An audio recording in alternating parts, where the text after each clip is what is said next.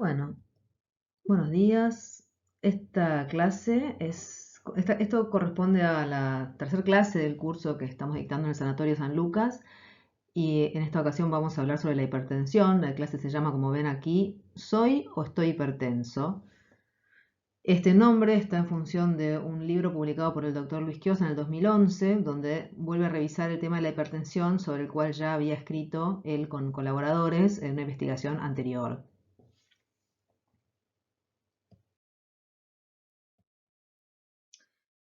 Esta es la ilustración del libro. Como verán, la tapa hace pensar ya, ¿no? en emociones. Por ejemplo, uno podría asociar con la rabia, la bronca, la impotencia.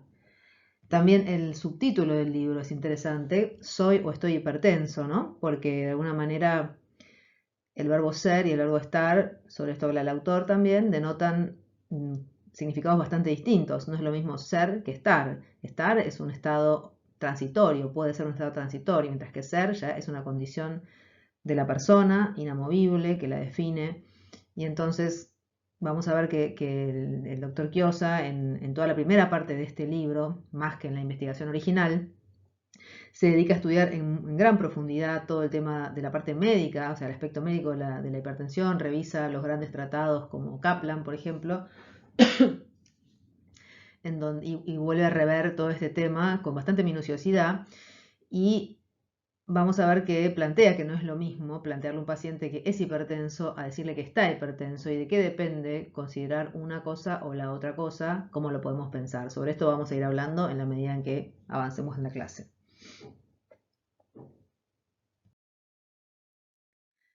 Esta imagen corresponde a un film que se llama Un feriado particular, que el doctor Quiosa lo analiza en la última parte del libro.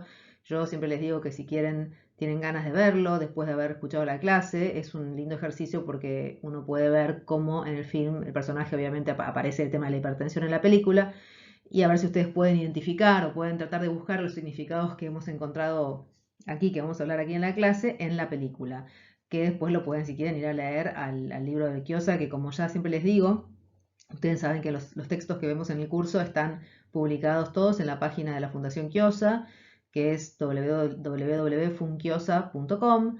Al final del video aparece también la dirección. Ahí se lo pueden descargar gratuitamente como PDF y leerlo todo, o la parte que tengan ganas de ver, por ejemplo, la parte esta del film.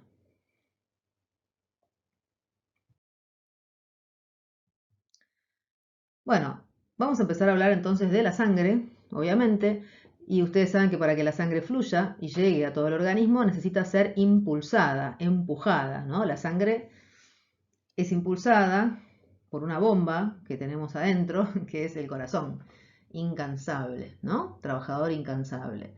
Y el corazón, al contraerse, impulsa la sangre que recorre todo el circuito que hay de sangre del organismo, que configuran el sistema circulatorio. Como vemos acá se ve en la ilustración de la derecha, el circuito mayor y el circuito menor. Uno va del corazón el menor va del corazón a los pulmones, que es para la sangre va a buscar oxígeno y a eliminar el dióxido de carbono.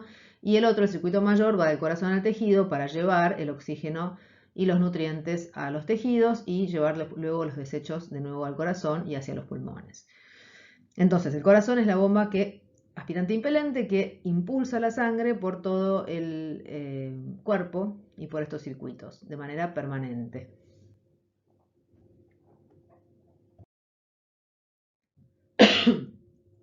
El sistema circulatorio va a abastecer al organismo, ¿no? O sea, al llevar la sangre, ¿no? La sangre abastece al organismo de diferentes cosas. Por ejemplo, nutrientes, ¿no? Lleva los nutrientes que absorbemos por el tubo digestivo a los diferentes órganos. Oxígeno, obviamente, para la respiración celular, que obtiene del pulmón, en su paso por el pulmón. Y también información en forma de hormonas, por ejemplo, ¿no? Neurotransmisores, hormonas que van a la sangre y que regulan diferentes fenómenos adentro del organismo. Todo esto se transporta a través de la sangre y, por supuesto, los desechos de los nutrientes, el dióxido de carbono, también son limpiados, por así decir, por la sangre y llevados afuera del organismo.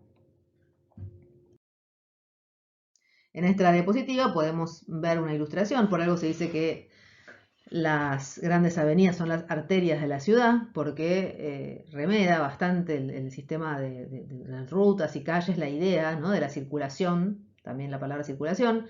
Y acá podríamos decir que la autopista es una arteria o una vena y los camiones son la sangre o los diferentes glóbulos rojos o blancos que hay adentro de la célula, de la sangre, perdón.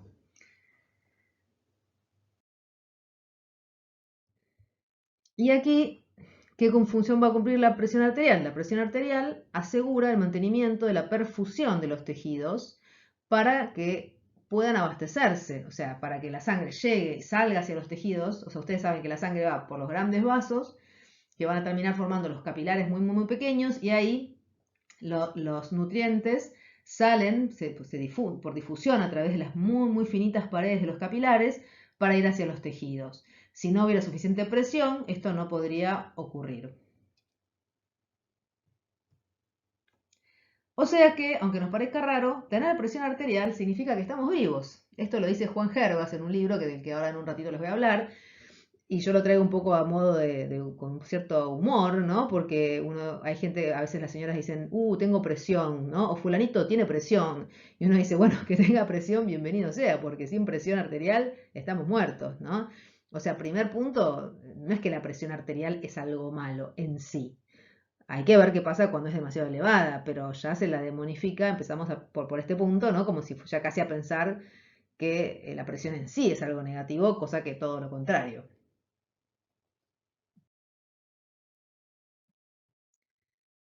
El sistema circulatorio podemos decir que se asemeja a un conjunto de tuberías, que serían las arterias, las venas, los capilares, con una bomba, como dijimos, el corazón. La particularidad de esta tubería es que las tuberías son flexibles, están vivas, son justamente los vasos sanguíneos.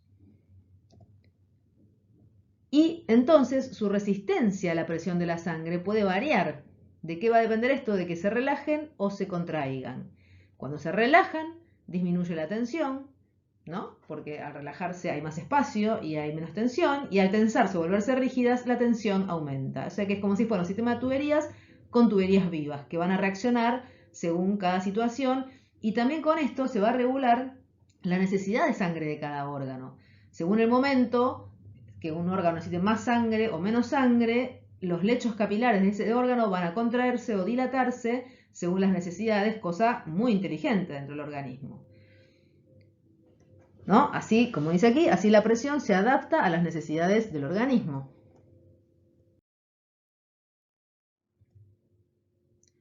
La presión arterial es el resultado de la capacidad, voy a leerles esto y ahora lo explicamos, es el resultado de la capacidad del recipiente continente, que es el sistema circulatorio, y de la cantidad de sangre circulante. ¿Qué quiere decir esto? Que la presión arterial es igual al volumen minuto por la resistencia periférica, o sea, la cantidad de sangre que circula por minuto y la resistencia que ejercen los vasos sanguíneos van a determinar la presión arterial. O sea, si yo tengo mucha cantidad de sangre, más cantidad de sangre circulando por minuto, voy a tener más presión. Y si tengo más resistencia periférica, o sea, más constricción, vasoconstricción, también me va a aumentar la presión arterial. Y viceversa si descienden.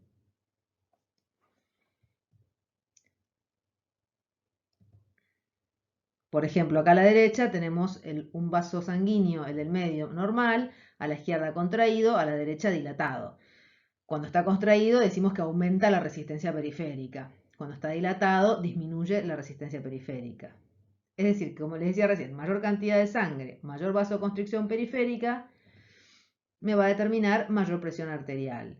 Esto es un poquito más complejo, yo lo hago un poco más simplificado porque en realidad la cantidad de sangre en realidad es el gasto cardíaco, que también involucra la frecuencia cardíaca, pero para ir a lo nuestro vamos a quedarnos con estos dos conceptos que nos alcanzan, sobre todo porque la variable que va a estar alterada en la hipertensión arterial es esta, es que hay generalmente una mayor, o sea, la hipertensión arterial esencial, como vamos a ver, es a expensas de una mayor vasoconstricción periférica, en general, en la mayoría de los casos. Como si yo tuviera, ¿no?, una manguera donde aprieto y aumenta la fuerza del chorro porque está aumentando justamente la presión que le doy al contenido. O sea, acá se ve porque sale para afuera, pero si no saliera para afuera, esto se daría dentro del vaso, aumenta la presión del agua.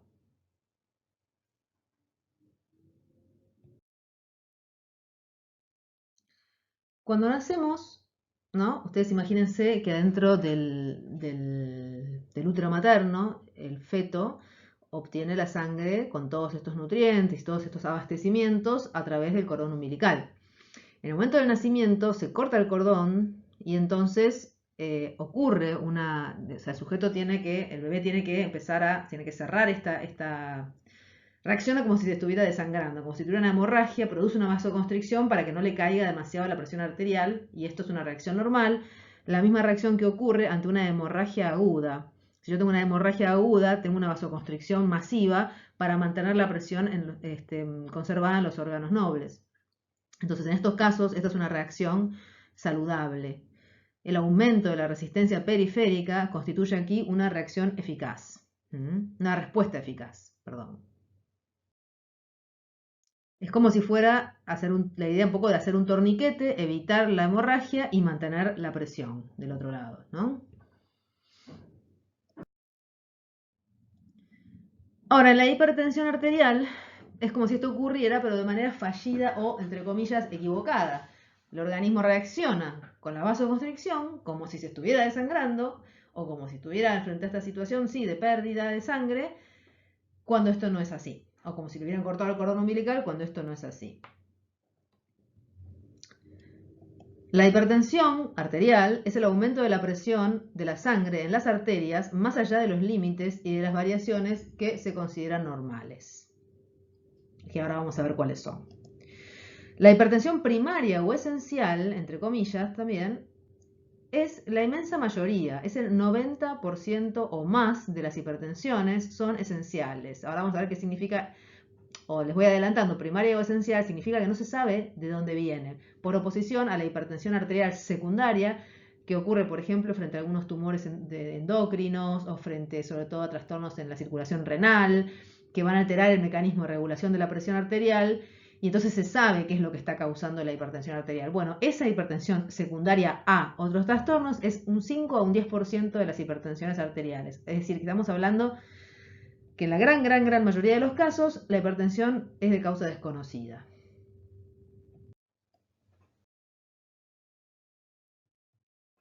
¿Cómo se hace el diagnóstico de la hipertensión arterial? Como vemos acá, se toma la presión con un aparatito que se llama esfigmomanómetro, que mide en milímetros de mercurio la presión que hay. Es decir, que el aumento en la tensión arterial, que es un signo, ustedes saben que en medicina se llaman signos a aquellas manifestaciones de una enfermedad que se pueden registrar por una tercera persona, ¿no? Que se pueden medir o objetivizar, y síntomas a las que tiene que referir el paciente. Por ejemplo, un dolor de cabeza es un síntoma porque lo siente el paciente, no lo puede medir el médico. En general, los diagnósticos se hacen por una combinación de signos y síntomas que constituyen un síndrome, que es la enfermedad. En algunos casos, como este de la hipertensión arterial, basta o se hace únicamente con un signo. El paciente se puede sentir perfecto, pero si el médico le toma la presión y la tiene elevada, puede esto llevar o dar lugar a que termine en un diagnóstico de hipertensión arterial,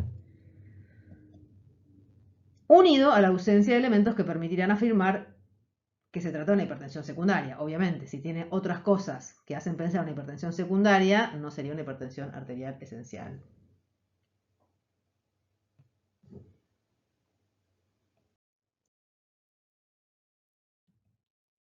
Ahora bien, ¿cuál es la cifra, que nos permite afirmar que estamos en presencia de un paciente hipertenso? ¿A partir de cuánta presión arterial tenemos que decir que está fuera de lo normal? Todos los libros consignan que este número es arbitrario, que no hay un valor que se pueda decir este es el normal, que se hace en base a estudios estadísticos. El tema de la estadística no lo voy a abordar aquí, pero hay todo un capítulo del libro de Kiosa que habla de la estadística y de las complicaciones que tiene el pensamiento estadístico, los pros y los contras.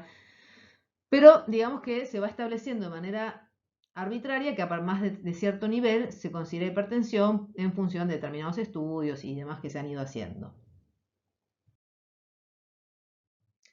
Y entonces tenemos que la hipertensión se llama hipertensión arterial esencial cuando la presión sanguínea máxima sistólica es igual o mayor a 140 milímetros de mercurio o la mínima diastólica igual o mayor a 90 milímetros de mercurio.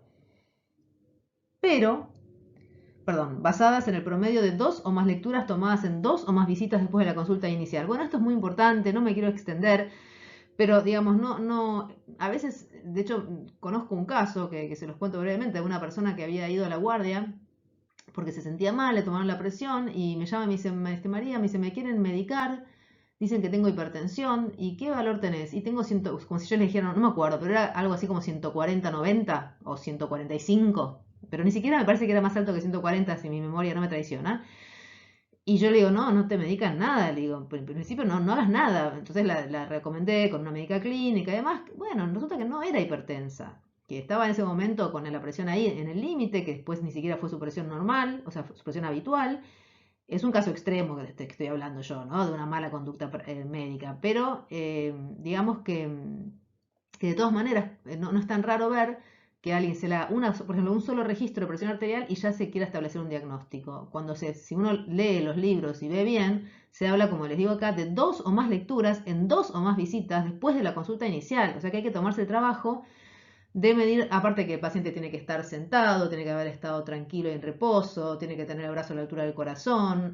Hay una serie de cosas que hay que tener en cuenta para que la presión arterial esté bien tomada. O sea que ya empezando por eso, se hacen bastantes cosas mal de manera habitual, más habitual de lo que nos gustaría. Pero además de esto, fíjense esto lo encontré en internet, máxima 120/80. Y uno dice, espera, ¿no habíamos hecho 140/90? ¿En qué quedamos? Bueno, se está empezando a hablar de un estado prehipertensivo, ¿no? Prehipertensión. O sea que, fíjense, yo les traje acá este libro de Juan Gervas, como yo se los mencionaba, y su mujer, Mercedes Pérez Fernández. Ellos escribieron este libro muy lindo que se llama Sano y Salvo y libre de intervenciones médicas innecesarias. Aquí ya vemos un poco a dónde apunta. Juan Gervas es un médico generalista español que ejerce como médico y que se ha especializado en todo lo que es el concepto de prevención cuaternaria, que no sé si ustedes lo escucharon alguna vez, pero ustedes saben que en medicina existe el concepto de prevención primaria, que es evitar la enfermedad; prevención secundaria, que es hacer un diagnóstico precoz cuyo objetivo es hacer un diagnóstico antes de que se manifieste la enfermedad; la prevención terciaria, que es minimizar los efectos de la enfermedad; y ahora apareció un concepto que es prevención cuaternaria, que es básicamente proteger al paciente de los excesos de la medicina. Fíjense a qué punto hemos llegado. Y él, en relación, escribe acá este libro y habla de una parte general y después una parte donde va abordando diferentes puntos. Uno de ellos es la hipertensión. Y fíjense lo que dice: cada día se marcan límites más bajos de los niveles normales de tensión arterial, lo que transforma a millones de pacientes en enfermos sin serlo. O sea, si yo bajo, digo, no, a partir de ahora en realidad el límite superior no va a ser 140/90, va a ser 137/87. En esos 3 puntos, en esos 3 milímetros de mercurio, muchísima gente va a pasar a ser hipertensa, ¿se entiende? Al yo bajar el umbral, incluyo en la hipertensión a un montón de gente, y ni que hablar de los intereses de la industria farmacéutica aquí, ¿no? Que son enormes. Pero digamos, mientras más voy bajando, más gente va a quedar incluida dentro del diagnóstico. A esto también existe un concepto que es disease mongering o creación de enfermedades, que habla de la invención de enfermedades. No, tampoco no me voy a meter con esto en detalle, pero si les interesa pueden ir a ver el libro o buscar este concepto, que habla de hasta qué punto inclusive los médicos crean a veces, o los laboratorios, la idea de enfermedades que no son tales. Por ejemplo, en este ejemplo, Juan Gervas dice, un momento, 120/80 o más de 100, o tener 130/85 no es ser hipertenso. Ya cuando hablamos de prehipertensión estamos haciendo que la persona se sienta supuestamente hipertensa cuando no lo es y tal vez no lo sea nunca. Muy probablemente o muy posiblemente no lo sea nunca. Este es Juan Gervas, una foto de él, y fíjense qué más sigue diciendo. En cualquier caso, y por reducción al absurdo, se llegará a definir tensión normal, y que no se asocia a enfermedades cardiovasculares, la de 0,0 milímetros, 0 en 0 milímetros de mercurio, sin tensión, sin futuras enfermedades cardiovasculares, pero muerto. Suena a humor, ¿no? Pero miren lo que agrega. No es una hipérbole, pues ya se ha definido la prehipertensión y se recomienda su seguimiento y tratamiento. Es decir, se recomienda el diagnóstico, el seguimiento y el tratamiento de un prefactor de riesgo. Es todo un sinsentido que provoca graves daños y grandes dispendios. Otro autor que cita Kiosa, lo cita Kiosa en el libro, que es Samuel Mann, habla de, en relación a la hipertensión, Samuel Hahn es un médico, internista, especialista en hipertensión arterial, que trabaja en la Universidad de Cornell de Nueva York. Ha escrito varios libros sobre el tema y él habla de una epidemia de sobrediagnóstico en relación a la hipertensión arterial. Esto que estamos viendo, como ustedes ven, tiene que ver por ahora solamente con lo médico, pero es importante tratar de pensar bien y entender bien los conceptos médicos, ¿no? Más allá de que además después nos metamos a tratar de comprender el significado inconsciente de las enfermedades. Pero esto son cosas para ir mostrándoles los límites de lo que yo les decía en las primeras clases, que la medicina funciona muy bien y sirve muchísimo para muchas cosas, pero que también tiene límites y que hay que tener cuidado de no empezar a pensar de manera equivocada. Fíjense lo que dice este médico Samuel Hahn. Un 25% de las personas a las cuales se les ha diagnosticado una hipertensión no requiere tratamiento y no son hipertensos. En relación a lo que yo les decía antes, y esto no lo dice un psicoanalista, lo dice este hipertensólogo, por así decir. Entonces la cuestión es complicada, ¿no? Como yo les decía antes, a la hipertensión arterial esencial aún no se le encontró la causa. Fíjense aquí, ustedes van a decir, no, pero sí, la sal, el aumento de la sal, por ejemplo, ¿no? Y no, esa no es la causa de la hipertensión. Es un factor que se asocia a algunas hipertensiones. No todas son sensibles al sodio, ¿no? Bueno, ahora lo vamos a ver. Pero fíjense, tomé dos citas de dos libros bastante clásicos. Uno es el Robbins de patología y otro es el Harrison de medicina interna. Fíjense lo que dicen cuando llega la parte de la hipertensión. El Robbins dice, aunque se comprenden bien las vías moleculares de la regulación de la presión arterial, aún se desconocen los mecanismos que provocan hipertensión en la inmensa mayoría de las personas afectadas. Se desconocen los mecanismos que provocan hipertensión. Y Harrison dice, aunque más o menos parecido, empieza, aunque nuestros conocimientos sobre la fisiopatología de la elevación de la presión arterial han aumentado, en el 90 al 95% de los casos la etiología y, por lo tanto, potencialmente la prevención o la curación siguen en gran parte sin conocerse. O sea que la causa no se conoce. Se habla de factores, ¿no?, que estarían implicados, factores constitucionales, o sea, una determinada carga genética, pero no hay un gen de la hipertensión, sino que sería un cierto perfil, aparentemente esto está en estudio, pero habría como un factor genético que no se sabe exactamente bien en qué consiste, ni se puede reducir a un solo gen. Y factores externos, por ejemplo, ¿no?, el tabaquismo, la dieta, la alimentación sana, el ejercicio, el consumo de sales, la alimentación rica en grasa, la obesidad, ¿no? Factores que se asocian estadísticamente y se ve que aparentemente influyen, pero como yo les decía, esto es relativo. Por ejemplo, en los últimos años se hace mucho hincapié en esto que les decía, que hay hipertensiones sensibles al sodio y otras que no lo son, y no se sabe muy bien cuál es la diferencia, se presume, se supone, pero son todas cosas que se están estudiando y no se tienen tan claras. Y entonces son las cosas que se intentan reducir, ahora vamos a ver, a la hora de empezar el tratamiento de la hipertensión. Acá tenemos una imagen, ¿no?, de un vaso, de una vasoconstricción, ¿no?, o de una rigidez del vaso, podría ser también un engrosamiento, que tiene que ver con cómo puede evolucionar la hipertensión esencial. Juan Gerdos, por ejemplo, es uno de los autores, entre otros muchos, que también a los otros los cita Quiosa en su libro, que consideran a la hipertensión arterial esencial solamente como un factor de riesgo, no como una enfermedad. O sea, dicen, es más frecuente en una persona con hipertensión arterial esencial que después tenga, supónganse, una arteriosclerosis, formación de ateromas, ¿no?, o que tenga infartos, o que tenga ataques cerebrovasculares, pero no lo consideran en sí mismo una enfermedad. Otros sí la incluyen dentro de una enfermedad. Pero entonces, la posible evolución de la hipertensión arterial esencial puede ser una primera fase funcional sin cambios estructurales de los órganos, que sería esta vasoconstricción, ¿no?, que genera el aumento de la presión.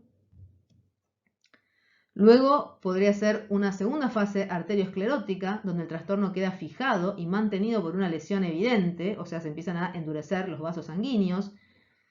Y una tercera fase, donde esto produce alteraciones en la irrigación de diferentes órganos que sufren las consecuencias de recibir menos sangre por esta alteración en los vasos sanguíneos. Entonces, ¿por qué yo digo puede ser, puede ocurrir? Porque, como veamos la próxima diapositiva. Ojo, quiero decir con esto, ojo. ¿Por qué ojo?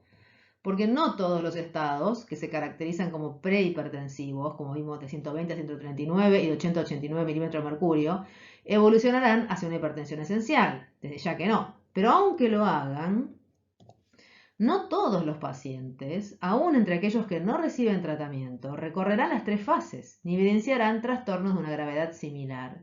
O sea, no es algo que es 2 más 2, 4. En algunos casos, un hipertenso puede progresar y empezar a desarrollar una enfermedad vascular, y otro por ahí no, tiene la presión un poco alta, la tiene así toda la vida y no desarrolla esas alteraciones en los vasos sanguíneos. Entonces, no es tan fácil el tema.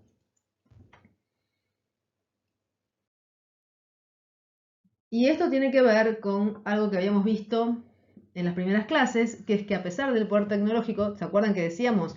Algunos enfermos evolucionan mal, es decir, algunos enfermos las cosas no funcionan como uno hubiera previsto, porque la medicina necesita recurrir a una abstracción que constituye una inevitable simplificación que a veces sirve, pero otras veces no alcanza.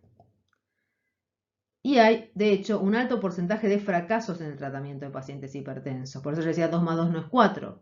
Cuando se quiere tratar a un hipertenso, de manera que también, por ejemplo, pasa con la diabetes, con otras características, pero el tratamiento de los hipertensos muchas veces fracasa. Veamos.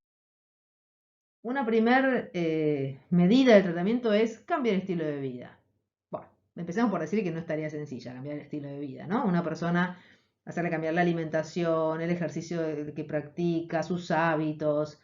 No es fácil, también depende de qué profesión tenga la persona. Por ejemplo, si es una persona, no sé, es un escritor, ¿no? Que se dedica a pensar y que está todo el día escribiendo. Hay que ver si es tan fácil para él de repente dedicar un montón de horas al deporte. Pero bueno, desde ya fácil no es, ¿no?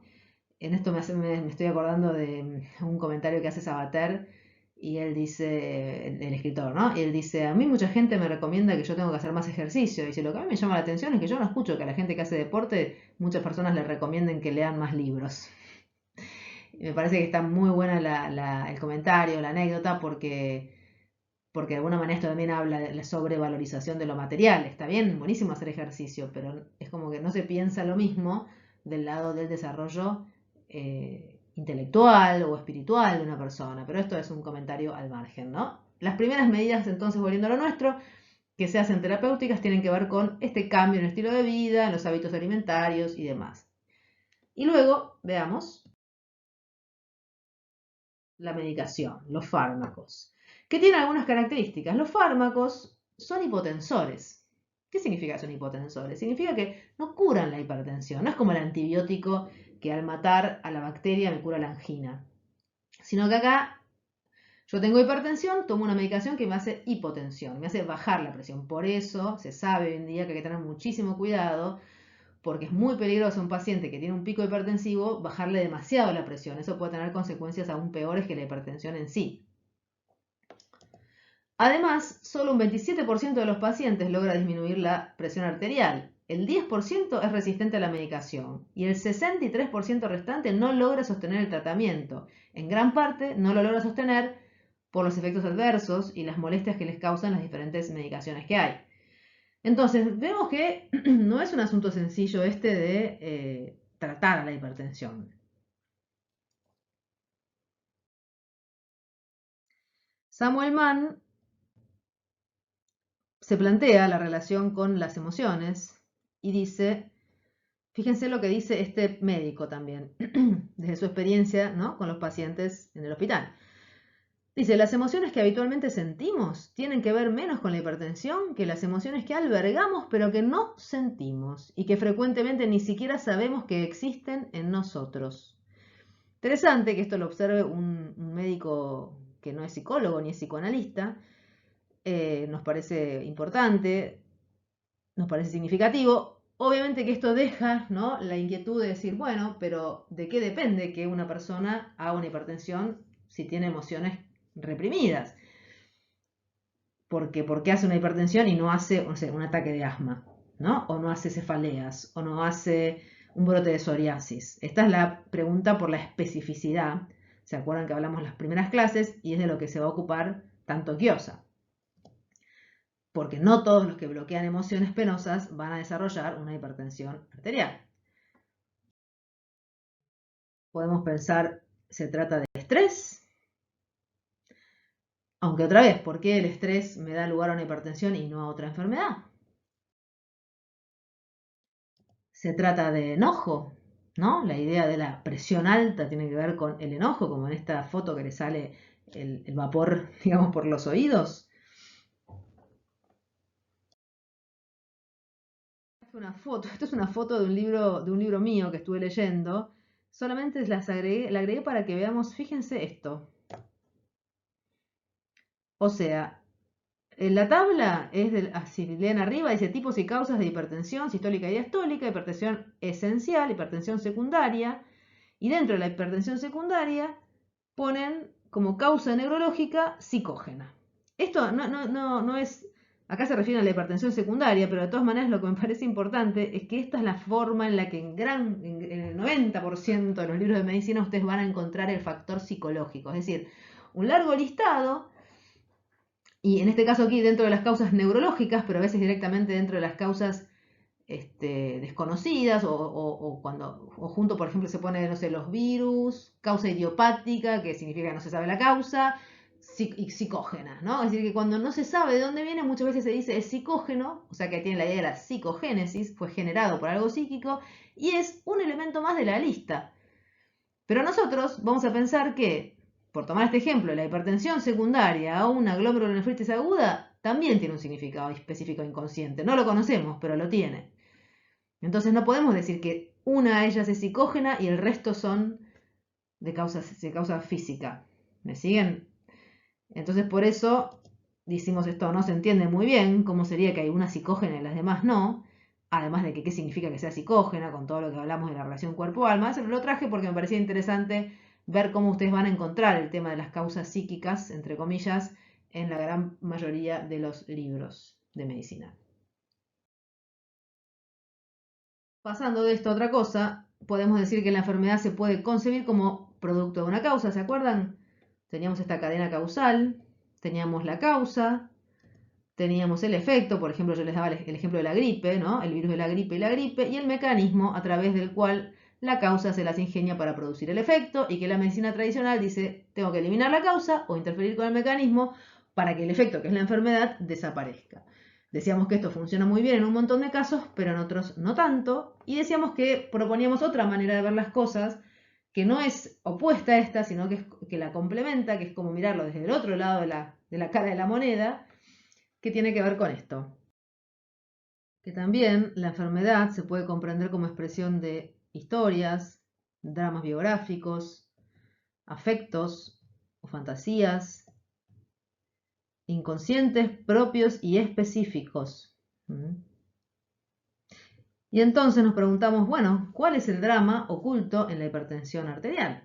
De eso queremos tratar de aprender algo más. ¿Alguna vez sintieron que no les daban todo lo que necesitaban? Seguramente sí, esta es una vivencia muy universal, ¿no? O que ustedes daban más de lo que recibían, como ilustra la foto.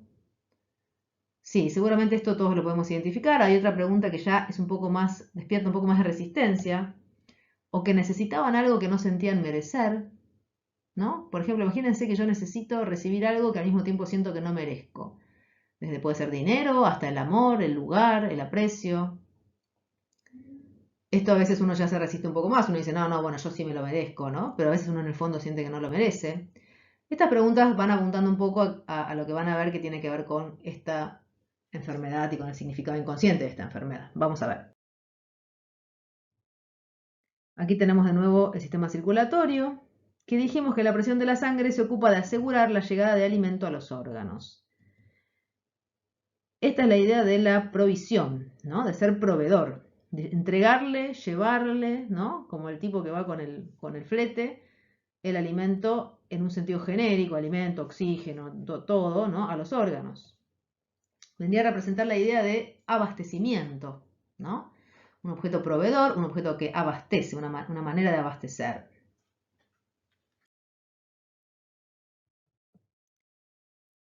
Podemos pensar que la vivencia primordial de desvalimiento con la cual se nace coincide con una repentina hipotensión por la falta de suministro brusco. Cuando veamos gripe, que va a ser seguramente la última que vamos a ver en este curso, en esta serie, vamos a hablar mucho de este momento del cambio que atraviesa el bebé cuando nace.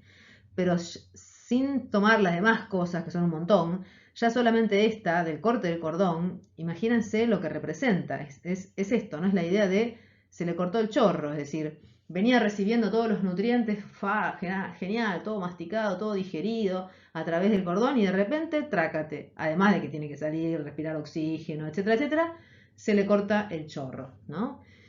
Y la reacción, esta vivencia de desvalimiento, que coincide con la hipotensión, se acompaña de una reacción, como habíamos visto, de vasoconstricción, son mecanismos de regulación, como si algo estuviera desangrando al sujeto, ¿no? La vasoconstricción, ¿se acuerdan? Como la manguera que se aprieta y el sujeto intenta así sobrevivir a este desvalimiento inicial.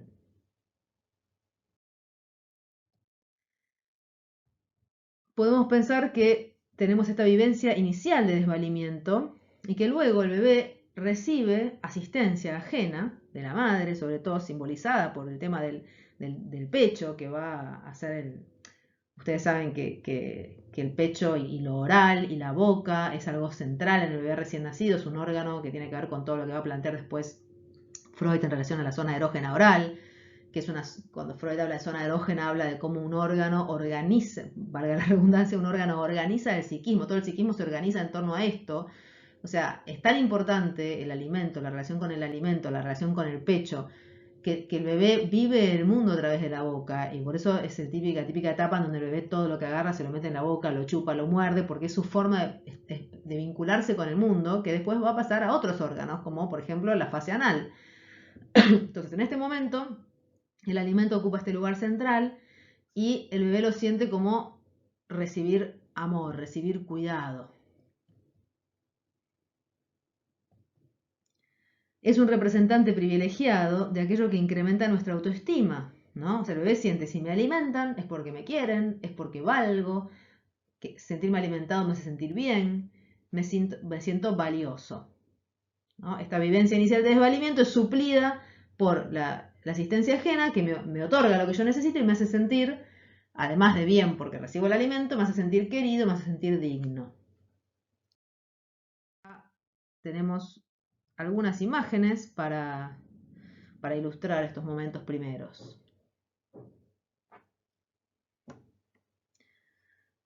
Que dejan una fuerte huella, ¿no? Y que después vamos a estar buscando recuperar esta vivencia a través de otros elementos. Por ejemplo, a través de objetos de los que nos enamoramos y que entonces sentimos que estamos buscando recibir ese cariño, ¿no? De nuestra pareja, por ejemplo, o de las personas que nos importan. A veces buscamos ser protagonistas, sentir que somos la persona más importante y eso nos hace sentir entonces valiosos, dignos. O si no, obtener el reconocimiento, que nos valoren, que nos digan que lo que hacemos está bien. A veces el dinero es un medio por el cual yo me siento valorada, ¿no? Si me pagan, entonces significa que me reconocen, significa que me valoran. Podemos decir que hay estos diferentes sustitutos que se experimentan como suministros que nutren nuestra autoestima. O sea, en su momento fue el amor de los padres, simbolizado a través de esta alimentación, y después va a ser otro tipo de amor o el protagonismo, el reconocimiento o el dinero como ejemplos, ¿no? De cosas donde nosotros buscamos sentirnos bien, sentirnos valiosos, ¿no? Sentirnos valorados por los demás, sentirnos queridos.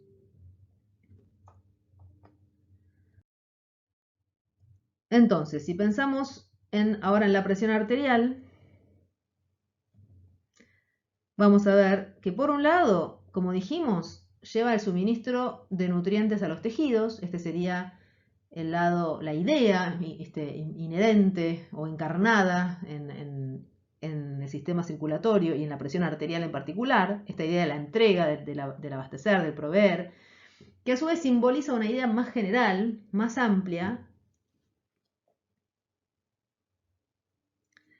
que es el suministro de reconocimiento que nutre nuestra autoestima, ¿no? De reconocimiento, de amor. O sea, yo, por un lado, la presión arterial me suministra nutrientes, pero simboliza muy bien el suministro de eso que yo necesito para sentirme valioso, para sentirme querido, para sentirme bien. Que lo denominamos, o los autores de la investigación lo denominan un sentimiento de dignidad, sentirse digno.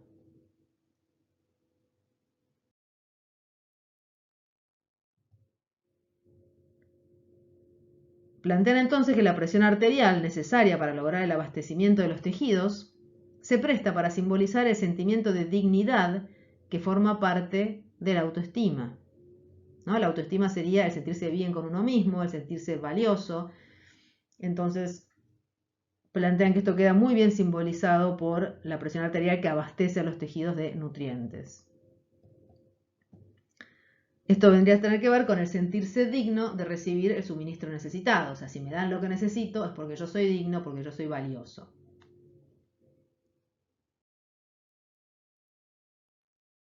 Podemos imaginar que en un primer momento el bebé se siente así.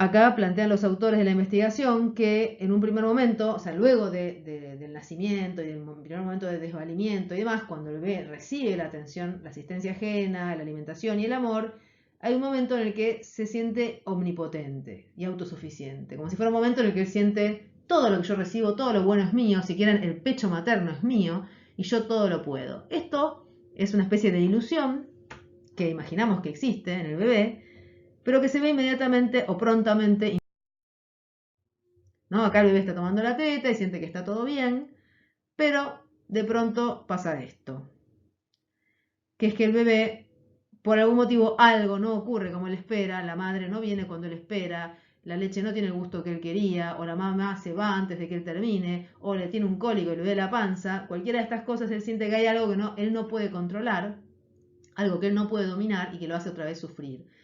Esto Kiosa lo va a conceptualizar con el nombre de primera falta. No quiero extenderme en esto, se los nombro nomás por si van a leerlo en el libro, tiene que ver con esto. Pero la idea de la primera falta viene a representar este momento en el que el chico registra, sale de esa ilusión de omnipotencia y dice, ops, parece que yo al pecho no lo manejaba como quería, que el pecho va y viene cuando él quiere, o cuando mi mamá quiere, o cuando mi papá quiere, y no cuando yo quiero. Esto simboliza, ¿no?, la sensación de que yo no lo puedo controlar todo, y que por lo tanto soy más débil y soy más vulnerable de lo que creía y de lo que me gustaría. Y entonces ahí los autores plantean, bueno, hay un siguiente paso, Kiosa plantea ya en el libro que hay un siguiente paso a esto, que es la construcción de un ideal. O sea, yo digo, bueno, si yo no lo puedo todo, va a haber alguien, mi papá, mi mamá, los seres significativos, que van a ser los objetos ideales, que van a ser quienes me van a poder proveer de lo que yo necesito. Me van a poder dar de vuelta la autoestima que yo necesito. Y así conservamos la ilusión de que alguien puede darnos lo que nos falta. Es decir, ok, yo no manejo el pecho, pero hay alguien ideal que lo tiene y que me lo puede dar si yo lo necesito. Y esto es una fuerte ilusión, porque es mucho más tranquilizador pensar que hay alguien ideal que me puede dar lo que quiero, que pensar que no hay alguien ideal y que si yo puedo obtener o no lo que quiero dependerá de si logro conseguirlo o no. Esto último es muchísimo más inquietante. Entonces, este ideal después se va a transferir o proyectar en diferentes representantes,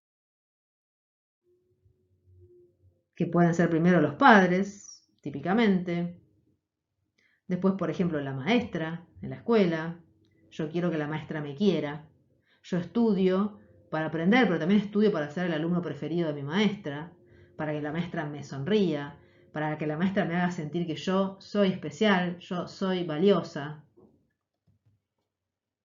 Podría ser después el jefe, por ejemplo, ¿no? Quiero que el jefe me quiera, que yo sea su empleada favorita.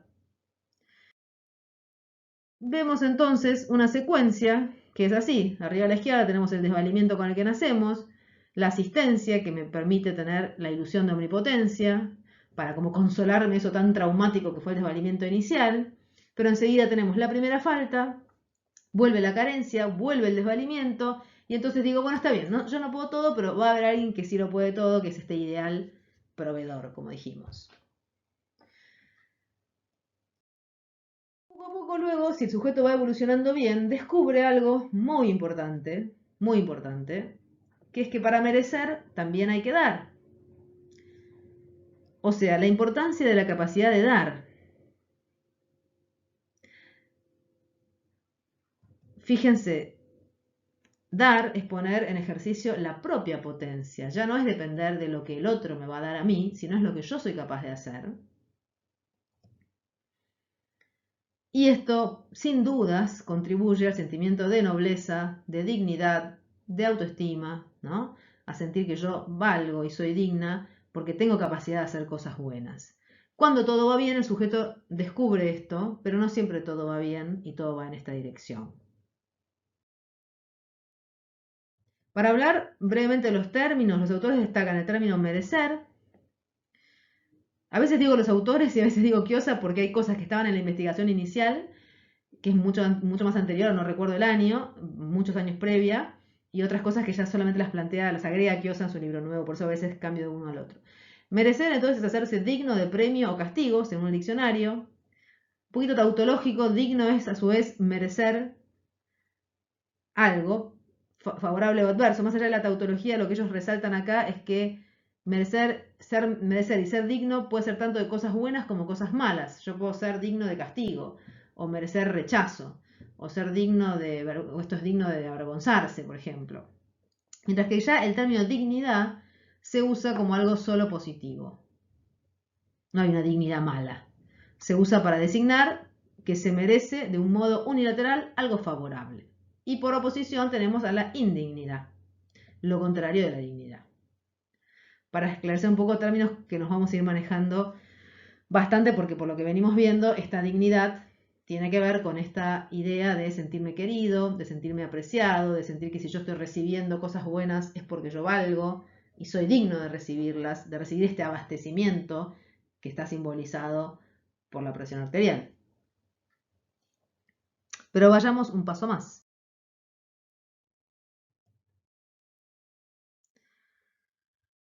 Resulta que hay una secuencia que los autores describen, que es esta, miren. En un primer momento el sujeto siente que le falta el alimento. Alimento, el amor, el cariño. Por ejemplo, esta diapositiva. Imagínense un nene que le nace o que tiene una hermanita chiquita y que siente que los padres juegan con la hermanita chiquita y que a él no le dan bolilla, ¿sí? Se siente no querido, se siente dejado de lado, se siente excluido.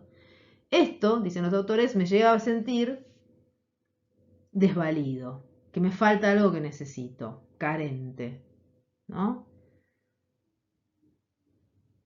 Y esto inmediatamente puede pasar, y es frecuente que pase, que el sujeto lo sienta como que él no vale, como que él es indigno.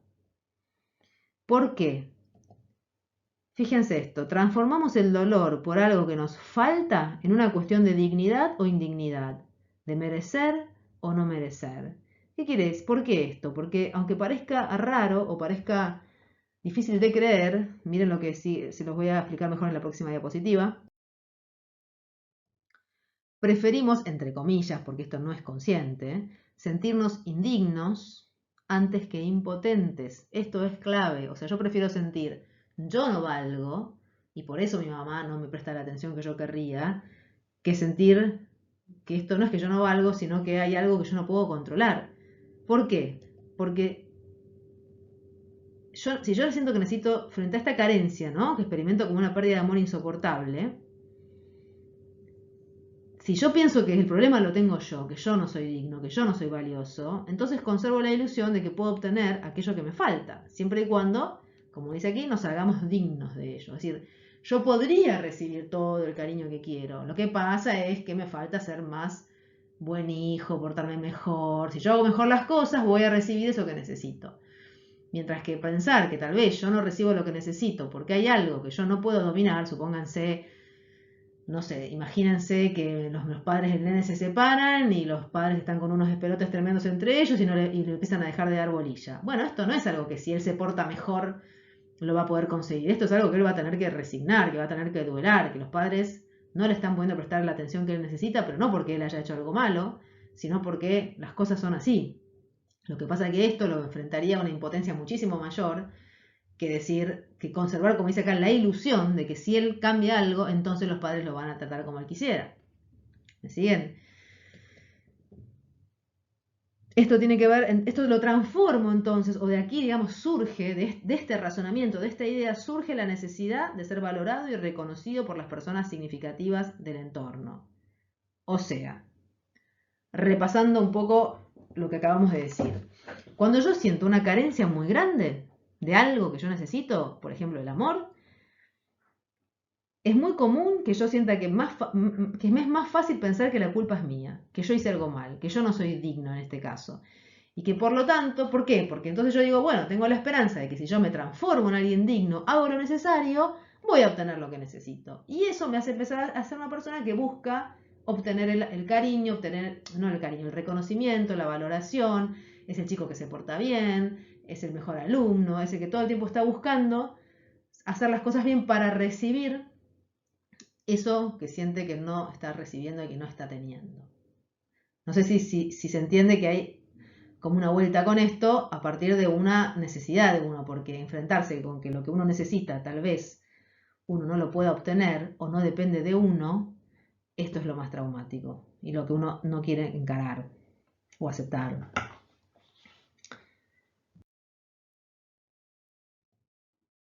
Entonces, este sentimiento de indignidad, que como venimos diciendo me aparece o se refuerza, porque yo digo prefiero sentirme indigno antes que sentirme impotente, este sentimiento de indignidad va a tener diferentes maneras, diferentes decursos o diferentes evoluciones. En un extremo, la persona que se siente muy, muy, muy indigna, en un extremo sería la indignidad sin esperanza, ¿no? La persona que ya se entrega a la indignidad y está casi arruinado. O un poquito menos, ¿no? La persona que se siente digna de lástima, que está pidiendo limosna, que esté en un sentido figurado, ¿no? Está pidiendo por favor que le den un poquito de amor, pero como un extremo de esta indignidad. El otro extremo, para el lado de la salud, es este. En el mejor de los casos, lo mejor sería intentar recuperar la dignidad por los propios medios. Esto es valerse por sí mismo. Ya no decir quiero ser el preferido de la maestra, sino decir, bueno, voy a tratar de hacer las cosas solo. Si mi mamá no me ayuda a ponerme los zapatos porque está conflictuada discutiendo con mi papá, por un ejemplo muy burdo, me voy a tratar de poner los zapatos sola, a ver si puedo. O voy a aprender, voy a tratar de entender, voy a tratar de adquirir capacidades que me hagan sentirme más valioso. Esto es muy, muy importante porque esta sería como el desarrollo más sano de todo esto, que es descubrir que en realidad lo que a mí me hace sentir bien, por así decir, me aumenta la autoestima, me hace sentir más valioso en última instancia, es sentir que yo logro superar las dificultades, hacerme más fuerte, valerme por mí mismo, poder ir logrando las cosas yo. No tanto que esto no depende de lo que otro me pueda dar. Pero este camino no siempre se recorre bien. Este sería como la mejor salida de este drama, de esta sensación de indignidad, sería poder madurar en esta dirección. En el medio de estos dos extremos del sentimiento de irse con toda para la indignidad o salir a través de este valerse por sí mismo, tenemos otras posibilidades, otros posibles destinos o vicisitudes que ocurren con el sentimiento de indignidad. Una bastante común es transformarlo en lo contrario. Yo transformo la indignidad en indignación. Y entonces el desvalimiento es para mí un derecho a ser asistido. Y entonces yo digo, no es que yo no soy digno, es que a mí me han quitado la dignidad y me la tienen que devolver y voy a protestar y voy a reclamar. Bueno, de hecho está el movimiento de los indignados que estuvo en España, ¿no? Entonces es transformar esto en un derecho y en una protesta, que oculta que en el fondo yo no me siento digno. Pero otra forma, que es la que viene al caso para lo nuestro, es que yo puedo transformar la actitud esta demandante, del que pide, del que necesita ser querido, del que necesita que lo miren, que lo valoren, en lo contrario. Y decir, no, ¿sabes qué? Yo voy a ser el que va a dar, el que va a valorar, lo que vamos a llamar una actitud pródiga. Pródigo tiene un sentido saludable, que es el prodigarse, el entregarse, pero acá los autores quieren resaltar un sentido que no es saludable, que es el dar en exceso, ¿no? Por ejemplo, miren en este dibujo, la chica de fucsia se prodiga hacia la de azul, le da el paraguas, dice, ja, yo me mojo, te protejo a vos, y uno ve la cara de la chica de azul que mira como con desconfianza, como que hay algo en donde no se termina de sentir bien. La actitud pródiga, esta que dice yo doy, yo soy el proveedor, no es que yo necesito que me provean, yo voy a ser el que provee, yo voy a ser el que da, el que abastece, está destinada al fracaso de antemano. Por varios motivos. Porque se establece sobre la premisa de un dar sin retorno. ¿Por qué? Porque el sujeto que tiene esta actitud, en realidad, no quiere que después le devuelvan el favor. Quiere que le devuelvan la autoestima. Quiere que le devuelvan la valoración, el reconocimiento. Entonces es como si él dijera, yo te doy dinero o te hago favores, pero no quiero que vos después me los devuelvas. Es más, si me los devolvés, me complicás porque me cambiás la contabilidad. Yo siempre tengo que estar, vos tenés que estar en deuda conmigo porque esto me hace pensar que en algún momento vos me vas a dar a mí, pero ya no el favor, sino la valoración que yo estoy esperando. De alguna manera esto va ejerciendo presión. El otro, el que recibe, se siente presionado, siente que está recibiendo algo, pero que en el fondo hay algo que no está bien con esto. El hambre de reconocimiento tiene una magnitud enorme, entonces no es tan sencillo el tema, porque si la persona a la que yo le hago el favor después me dice, che, la verdad, qué buena persona que sos, y me reconoce, yo siento que eso no me alcanza, porque es tanto mi hambre de reconocimiento que no me basta con eso, y porque además yo sé que estoy haciendo eso en el fondo, que estoy haciendo eso para obtener el reconocimiento. O sea, que yo me muestro como una persona generosa y desinteresada, pero que en el fondo tengo un motivo no confesado, de que vos me revuelvas con toda esa valoración, y eso mismo ya me hace sentir menos valioso. ¿Se entiende? Que yo me presento con una fachada de desinterés y en el fondo estoy esperando algo que no asumo. Y como yo eso en el fondo de mi corazón lo sé, me siento, no logro sentirme bien con lo que hago. Tiene algo de inauténtico. Por más que la persona que tiene este carácter a veces pueda dar, podría ser una persona, no sé, imagínense que le paga toda la carrera a su sobrino en una universidad privada.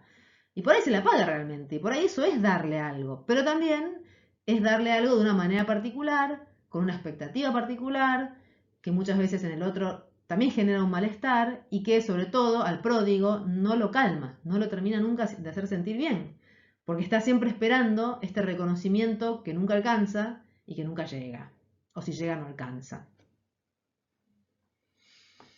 Y entonces, ¿cómo sigue esto? Cuando el sujeto pródigo en algún momento, después que pasa el tiempo, siente que el reconocimiento no llega, empieza a sentir que se desangra, dicen los autores, en una dádiva sin retorno. O sea, como siente, al final yo siempre doy, y nunca vuelve, y nada vuelve. Lo que pasa es que no vuelve lo que él quería, que es este reconocimiento. Y entonces, cuando le pasa esto, que dice, che, momento, ¿será que nunca va a volver lo que yo quería? ¿Nunca va a llegar esto que yo quería? Entonces yo estoy dando y nunca va a llegar. Me empiezo a sentir mal. Me empiezo a sentir que me están expoliando, que me están vaciando. Y ahí, en el fondo, lo que se activa, ¿no? Muy reprimido, entonces es que yo no debo ser tan digno. Que ya es, que en realidad es el sentido de indignidad que siempre tuvo. Pero como si reapareciera y dice, si tanto doy, no llega a lo que yo estoy esperando, tal vez yo es que no soy tan digno. Y ahí amenaza con hacerse consciente de la indignidad. ¿No? El sentimiento de indignidad amenaza con resurgir en la conciencia. Y entonces, ¿en qué se transforma esto? Ponerse en el momento en el que el sujeto dice, en lugar de enfrentarse con, uy, no me siento digno, dice, esto es una barbaridad. Me la pasé dando, fui el tío que le pagó todo y él ni gracias me dice, ¿no? Y entonces viene el enojo, ¿no? Aparece el sentimiento de indignación como defensa frente al sentimiento de indignidad cuando no funcionó todo este mecanismo del dar y el dar y el dar del pródigo. Cuando el sentimiento de indignidad latente se acerca a la conciencia, como decíamos, suele transformarse defensivamente en la experiencia de encontrarse con alguien que indigna. La indignación aparece aquí.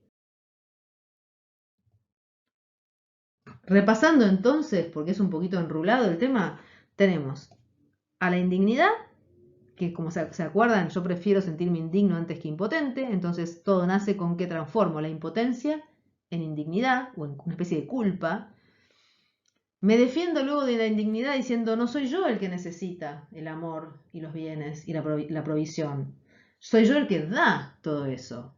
La prodigalidad, o sea, es un destino particular de esto, no todo quien se siente indigno va para este lado, es un posible camino. Y cuando la prodigalidad, después del tiempo y que pasa el tiempo, no funciona, aparece la indignación. ¿Cómo puede ser? Al final yo di, porque en realidad yo no estaba dando desinteresadamente, entonces yo digo, al final yo sí llevaba una contabilidad y di, y nunca volvió. Y ahora me enojo. Recapitulando un poco todo lo que dijimos, fíjense este gráfico. Tenemos, como yo les decía, todo nacía con el sentimiento de indignidad, que puede dar lugar a el ser digno de lástima, al valerse por sí mismo, que sería el desarrollo más sano, transformar esto en indignación directamente, reclamar derecho a la asistencia, ¿no? Qué barbaridad, cómo no me dan, me tienen que dar, o decir, está bien, no me tienen que dar, yo voy a dar. Al dar vuelta a la tortilla, decir yo soy el que va a dar, prodigalidad. Pero que la prodigalidad a la larga no se sostiene, en algún momento empieza a dejar de funcionar y ahí el sujeto se siente como si fuera traicionado, como si dijera, pero yo siempre di y al final mirá con qué me paga el destino. Y aparece la rabia, la indignación, para ser más exactos con el lenguaje. Veamos un poquito más de este afecto. La indignación. Acá lo tenemos a Messi, indignado. La nenita indignada, se puede experimentar de niño esto. Sentimiento de indignación se experimenta cuando la acción de atacar al ofensor queda inhibida. Si yo ataco y descargo mi enojo, ya no estoy indignado. La indignación tiene algo de retener este enojo. Por algún motivo, la persona siente que no puede terminar de descargarlo. La sensación de que a uno lo han indignado, fíjense que indignado es que le quitaron la dignidad, que se la sacaron, y suele ocultar el sentimiento de merecer ese trato por ser indigno de la consideración pretendida. O sea, como si en el fondo el sujeto dijera, en el fondo, yo siento que no soy digno de lo que estoy pidiendo. Y me estoy disfrazando este sentimiento de indignación, pero en el fondo yo siento que estoy pidiendo demasiado, que estoy pidiendo más de lo que merezco, que yo no valgo tanto, que es el sentimiento de indignidad original.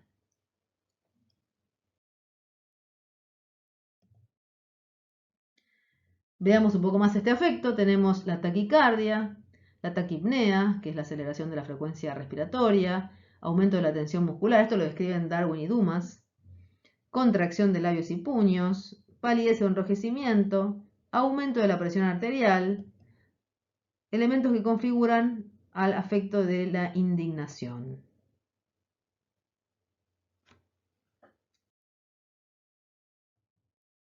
Como vimos, la presión de la sangre se ocupa de proveer de alimento a los órganos, ¿sí? Se presta para simbolizar muy bien el sentimiento de dignidad que forma parte de la autoestima, que tiene que ver con el sentirse digno de recibir esas cosas buenas, esas cosas necesitadas. Entonces, los autores en la investigación plantean que la tensión arterial normal forma parte, que cuando yo tengo una presión arterial normal, esto forma parte de una especie de estado inconsciente en donde yo vivo la vida sintiéndome digna de lo que tengo. Pero que esto no aparece ni como un sentimiento, es como casi que es como un estado inconsciente de bienestar. ¿Viste? Ustedes ya saben que el bienestar, cuando las cosas yo estoy respirando bien, yo no soy consciente de mi respiración, simplemente respiro bien. De la misma manera, dicen, bueno, la tensión arterial normal va de la mano de una especie de estado de dignidad inconsciente cuando todo va bien. Cuando aparece una leve hipotensión, esto, pero que no llega a ser sintomática, no llega a ser patológica, sino dicen, podemos imaginar que hay un leve descenso de presión que va a acompañar a los sentimientos ya conscientes de humillación, de sentirse pusilánime, o de sentirse digno de lástima, o inclusive indigno, como sentimiento consciente. Y al revés, un leve aumento de la presión, pero que no llega a ser patológico, acompañaría al sentimiento de estar orgulloso, de sentirse magnánimo, o sea, generoso, capaz de dar, y pródigo o indignado ya, sentimiento de indignación. Entonces, acá vemos que la presión arterial participaría dentro de la vida normal de diferentes estados afectivos relacionados con estas maneras de sentirse.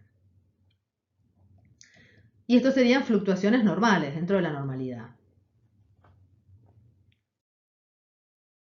Entonces, repasamos lo que vimos antes, la progresión esta, ¿se acuerdan que habíamos dicho? Teníamos la indignidad, la prodigalidad y cuando esta fracasa, la indignación.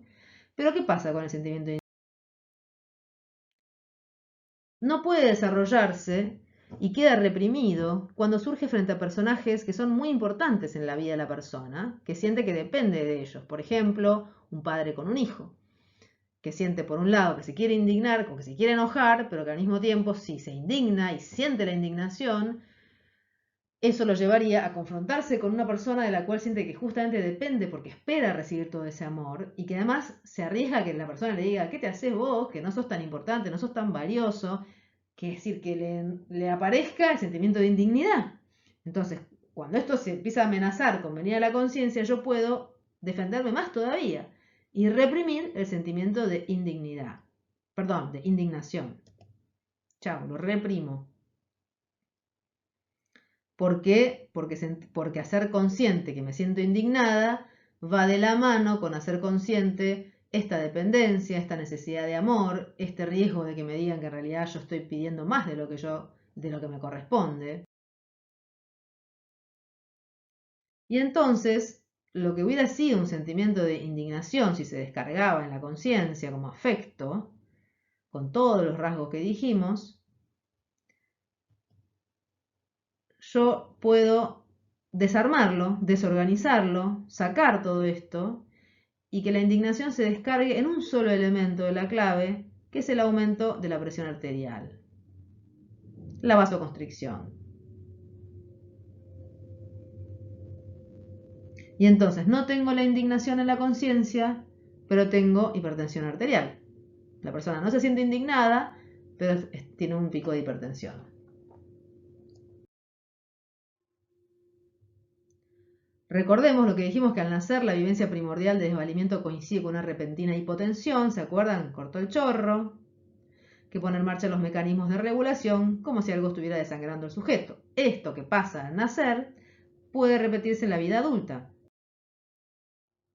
pero ya no con la situación del corte de cordón, sino cuando yo siento que se me interrumpe el suministro afectivo, que me cortan el chorro, pero el chorro de amor, de valoración, de cariño. Siento esto como una injuria en la autoestima, siento esto como que me están quitando ese abastecimiento que yo necesitaba, ese reconocimiento que yo necesitaba. Cosa que se experimenta como justamente una herida que desangra. Y frente a esta herida que desangra, el aumento de la presión arterial constituye ahora un recurso fallido. Es decir, es como si el sujeto, en lugar de encontrarse con esto que le pasa, dijera, uy, voy a hacer como hice cuando en su momento me cortaban el chorro, cuando nací, voy a hacer una vasoconstricción generalizada, pero resulta que ahora esta vasoconstricción no es normal, es una confusión, y yo reacciono como reaccioné en aquel momento, pero de manera fallida. ¿Por qué? Porque no estoy pudiendo ser consciente todo este sentimiento de indignidad, sentimiento de indignación que me llevaría en última instancia a encontrarme con el sentimiento de indignidad del cual me estoy defendiendo. ¿Me siguen? Vamos a hacer una especie de gráfico resumiendo todo esto. Resumiendo entonces, cuando el sentimiento de indignidad se hace insoportable, sentimiento de indignidad que a su vez me defiende de la impotencia, tengo dos caminos. Una posible destino es transformarlo en prodigalidad. Mejor dicho, tengo varios caminos, ¿no? O sea, yo puedo descargar esto haciéndome un indigno asumido, digamos, ¿no? Una persona que está siempre pidiendo o una persona que está reclamando, pero ahí son ciertas vicisitudes posibles. Pero también puedo transformarlo en prodigalidad. Cuando la prodigalidad empieza a fracasar, aparece la indignación. Y cuando la indignación no la soporto, porque me está amenazando hacerme consciente de la indignidad, la puedo transformar en un síntoma, un signo mejor dicho, y una afección en el cuerpo, la hipertensión arterial. Hay otra posibilidad, otro posible destino de este sentimiento de indignidad que no mencioné, que se los voy a solamente mencionar rápidamente acá, que es lo contrario, que es la hipotensión arterial, el desmayo, la persona que se desmaya frente, por ejemplo, en esta situación de desfile, y está expresando con esto que directamente está expresando la deformación del sentimiento de indignidad. O sea, en lugar de reprimir la indignación, reprime o desestructura la indignidad. Y aparece, lo que aparece exagerada es la baja de la presión arterial que da lugar al desmayo. De esto no hablamos, solamente se los menciono aquí. Entonces, dos citas finales para ver un resumen de toda esta cuestión que dice Chiosa. Podría decirse que la hipertensión arterial es una indignación que ha equivocado su camino, ¿sí? Porque en lugar de llevar adelante la indignación, la transforma en hipertensión. Pero también se puede decir que la aparentemente sana indignación, si yo lo había tenido en la conciencia, es un sentimiento de indignidad que ha equivocado su camino. ¿Qué quiere decir esto? La hipertensión me remite a la indignación, pero la indignación me remite a la indignidad, que es de lo que yo verdaderamente me estoy queriendo defender. Y un pasito más, podría decirse por fin que el sentimiento de indignidad, una de las más insignes formas de la culpa, sustituye equivocadamente a la impotencia que sentimos frente a una carencia que experimentamos como una pérdida de amor que se nos antoja insoportable. O sea, yo siento la carencia, siento que no la puedo soportar, y en lugar de sentir la carencia prefiero sentir culpa y decir es culpa mía, yo tengo que hacer algo, yo no valgo. Y a partir de ahí aparece la indignidad y después de la indignidad, todos los destinos que hemos visto, pero acá los va como levantando las capas de la cebolla en la otra dirección. Que entonces esta vivencia de la pérdida de amor insoportable sería lo que subyace a todo el drama. Bueno, y con esto terminamos lo que sería la fantasía específica inconsciente de la hipertensión arterial esencial y vamos a hablar dos palabritas de qué puede hacer frente a esto la psicoterapia. Como toda medicina, la psicoterapia puede curar la enfermedad, en el mejor de los casos, hacer que la persona se le normalice la presión arterial. ¿Cómo? Bueno, a través de un psicoanálisis serio. Cuando digo psicoanálisis serio me refiero a un psicoanálisis de varias sesiones por semana durante un periodo de tiempo no breve, digamos, en donde se trabaja de manera intensa, puede lograrse ir haciéndose consciente todo este drama. Y esto puede, en el mejor de los casos, llevar a una normalización de la presión arterial, cuando la cosa no está muy instalada. O si no, puede mejorarla sin llegar a curarla, por ejemplo, que no requiera medicación o que no requiera tanta medicación o que responda mejor a la medicación, por ejemplo. Puede ayudar al enfermo para que tolere mejor sus efectos. Todo esto va a depender, por supuesto, de muchos factores, de la enfermedad, el grado de enfermedad, pero también del paciente y del psicoterapeuta. O sea, no es lo mismo un paciente que otro y no es lo mismo un analista que otro. Por ejemplo, no es lo mismo un analista que tiene mucha experiencia y que trabaja muy bien a un analista que recién empieza y que trabaja con poca experiencia. A veces la gente piensa que lo que hay que hacer es buscar un analista que cobra menos. Esto al margen, digamos, o sea, como algo tangencial, pero que es importante, ¿no? A veces la persona elige como diciendo da lo mismo y no da lo mismo. Así como no es lo mismo operarse con el mejor cirujano de rodilla que hay que operarse con el que recién egresa de la facultad, que por mejor intención que tenga, no tiene la experiencia y los conocimientos del otro. La curación exigirá resolver la distorsión del afecto inconsciente que la sostiene, ¿sí? Esta deformación de este afecto, que muchas veces está en el carácter, porque la persona que es pródiga, por así decirlo, como describimos acá, lo tiene en el carácter esto. Entonces, esto es un trabajito que hay que remangarse, no es fácil. Tenemos que tratar de comprender a ese otro, ¿se acuerdan que yo les decía en las otras clases? Que está sintiendo esto y que está reprimido. Si podemos lograr que deje de repetir este modo de reacción equivocado, ¿no? Reaccionar de esta manera de aumentar la presión frente a esta pérdida, ¿no? Frente a esta pérdida de amor como si estuviera desangrando, tal vez el paciente pueda dejar de estar hipertenso. ¿no? Nosotros partimos como de la base que el paciente está hipertenso, no que es hipertenso. Y vamos a tratar de ayudarlo a que esté lo menos hipertenso que pueda.